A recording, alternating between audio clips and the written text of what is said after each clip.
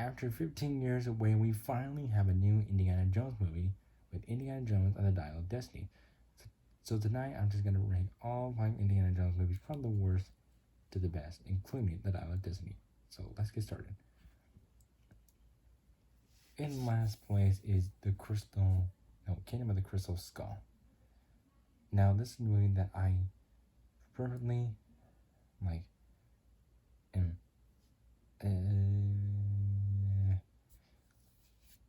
with. But on the other hand, the problem is where the CGI green screen, Duke in the Fringe, Shia LaBeouf swinging with monkeys and aliens. It's just, ugh. Who on earth even asked for this movie? Though it was fun to see Harrison Ford and Karen Allen reunite on screen, the casting of Shia LaBeouf was just a risky move that felt like, this is not what I wanted. I felt like he was horribly miscast. Now, to be granted, I do appreciate Cate Blanchett as a villain, but on the other hand, the CGI and the story and the pacing just doesn't really work all that well. Apparently, George Lucas wanted to do like an alien space movie for Indiana Jones movie, but I don't think anybody wanted that for an Indiana Jones movie at all. So this right here is so dead last, and I think I will never get over this movie as much as everybody will. Next up on our list, Indiana Jones and the Dial of Destiny. Now, this is probably a better movie than Crystal Skull, in which I think it is. I appreciate seeing Indiana Jones one last time, and I appreciate Harrison Ford as Indiana Jones.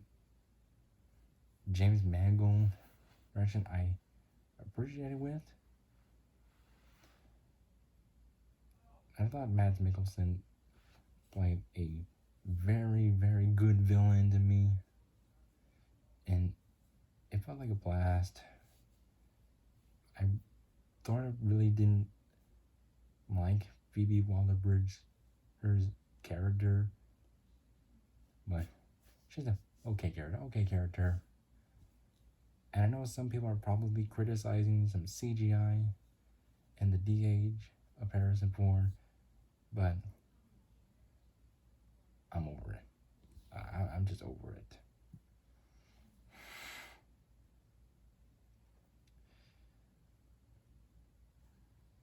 Now, I do think this works for me most of the times, and some people are probably not going to be thinking it probably might be an unforgettable adventure. But all I just wanted to see was just see how this was going to conclude the franchise. And I do think that in a way of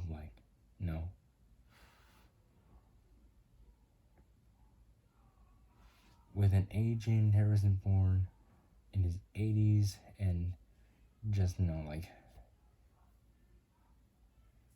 should we really have made another one?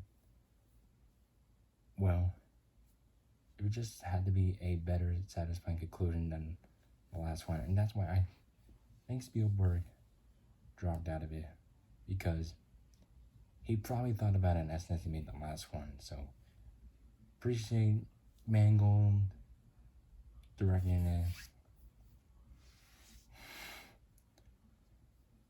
But this one here is not quite the tier level as the other three, but overall a satisfying conclusion. But this movie that I'm probably gonna think for a year still.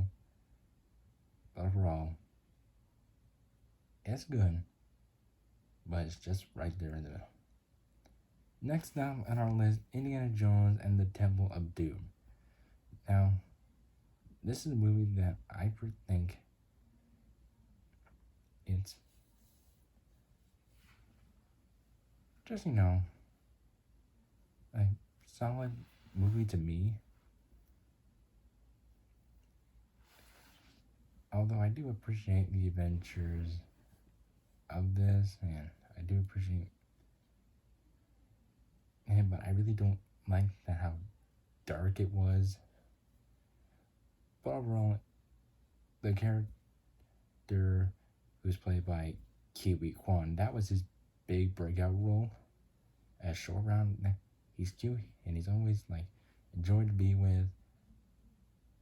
But Kate Capshaw's character is annoying and whiny, and she's just an annoying character in my opinion.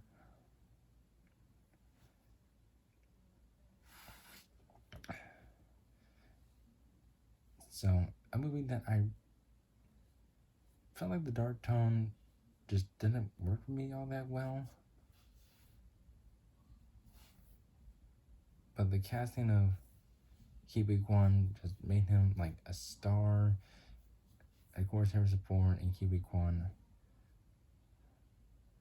have been reunited together since, and I appreciate Short Round and Indiana Jones as a good chemistry together, and the villain was just a very scary one, obviously. So I really just don't want to watch all the time, but overall a very solid but dark movie. But it's probably just okay in its reputation. But I think it's just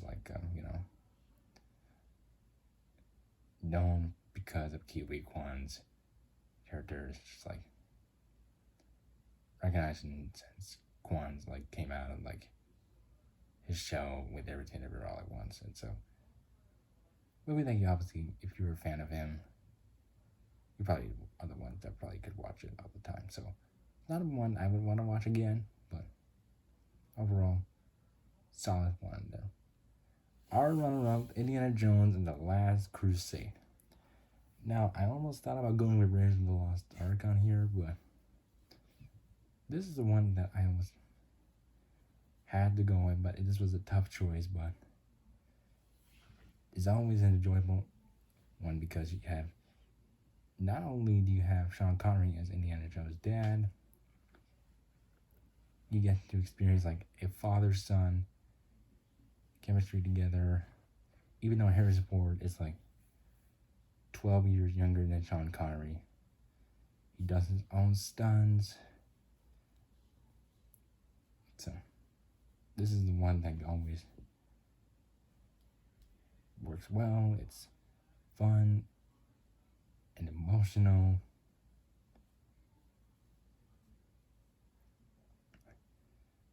And of course, but he keeps forgetting that River Phoenix was in it.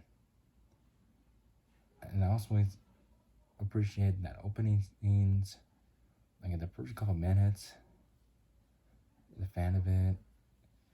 And Sean Connery was probably the perfect casting to play Indy's dad, or you can call him Junior, or oh wait, I'm not supposed to call him Junior. Sorry about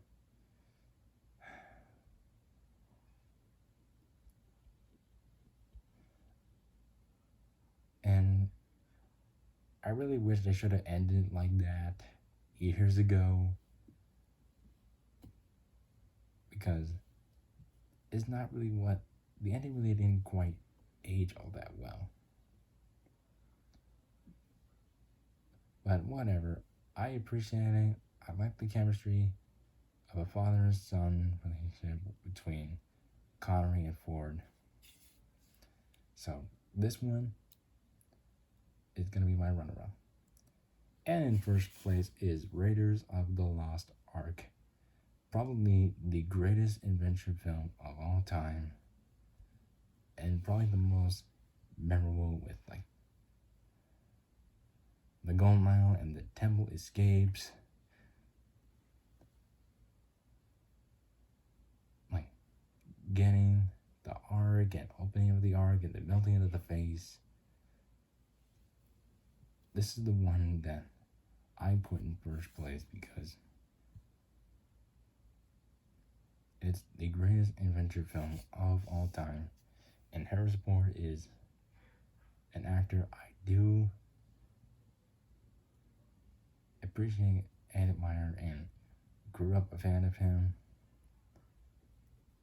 And Indiana Jones is one of my favorite movie characters of all time. And even, of course, Karen Allen and Indy had great chemistry. Even the villains, truly good. And this is what kicked things off of a franchise. Almost 40, like over 40 years ago. And yes, this is probably the one that I'm kind of should be rewatching all the time. And it's the most memorable. It's quotable, it's funny. So, yeah, this comes in at number 1. So tell me your ranking about these 5 Indiana Jones movies. And go see The Dial of Destiny, not playing in theaters. And hope I can hear your thoughts about it. So please subscribe, leave a comment, and your rankings about it. And may the force be with you.